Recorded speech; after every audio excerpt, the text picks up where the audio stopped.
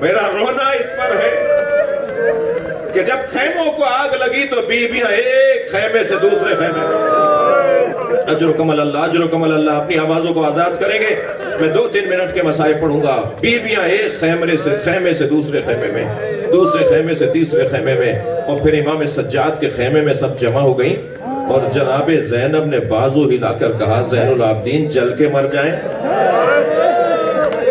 یا خیمے سے باہر نکل جائیں۔ تو امام نے اس کیفیت میں آنکھ کھولی تو کیا دیکھا؟ کسی کے سر پہ چادر نہیں ہے۔ اجرکم اللہ اجرکم اللہ، بیویوں کی چادریں لوٹی جا چکی ہیں۔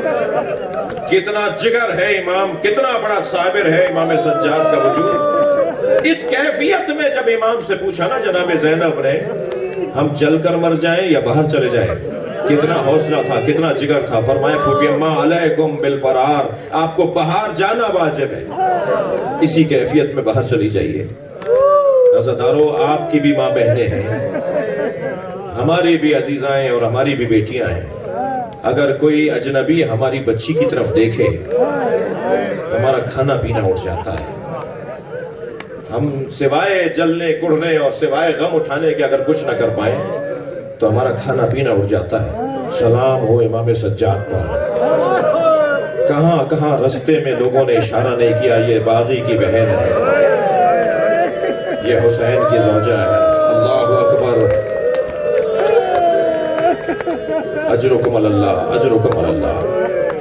ایک راوی کہتا ہے کہ میں نے جلتے ہوئے خیمے میں ایک بیوی کو جاتے ہوئے دیکھا، مگر چلتے ہوئے خیمے کی چوب سے وہ جا کے ٹکراتی تھی اور پھر راستہ بدل کے دوبارہ اندر جانا چاہتی تھی، تو میں یہ سمجھا کہ شاید اس کے سر پہ کسی نے ضرب ماری ہے اور ضربت لگنے سے اس کی آنکھوں کا نور چلا گیا۔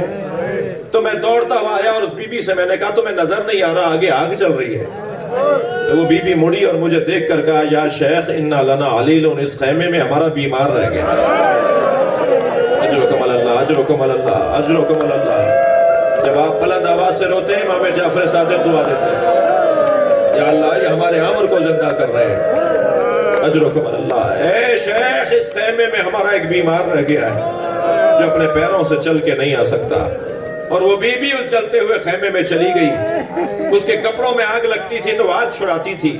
اس کیفیت میں اس نے اپنے بھتیجے کو اپنے پشت پر اٹھایا اور خیمے سے باہر لا کر ایک دیوار سے ایک جگہ سے ٹیک لگا کر بٹھا دیا۔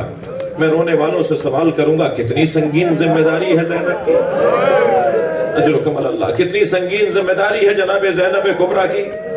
یوں ہی جناب زینب کبریٰ کا مقام بلند نہیں ہے، یہ وہ بی بی ہے جسے امام حسین نے امور امامت سونپے ہیں، اسرار امامت سے آگاہ کیا ہے۔ یہ بی بی معمولی بی بی نہیں ہے۔ اللہ آپ کو جناب زینب کی زیارت کا شرف عطا کرے۔ آخری جملے کہہ رہا ہوں، جب آپ جائیں نا زیارت کرنے شام تو زیارت نامہ ضرور پڑھیے گا۔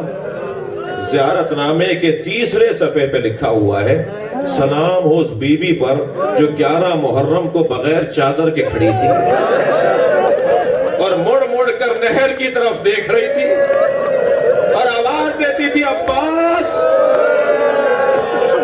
تم نے مجھے مدینے میں سوار کروایا تھا، تمہاری بہن اب کربلا میں سوار ہو رہی ہے، مگر عباس تمہارے تو بازو کاٹ دیے، تمہارے سر کو تن سے علیحدہ کر دیا۔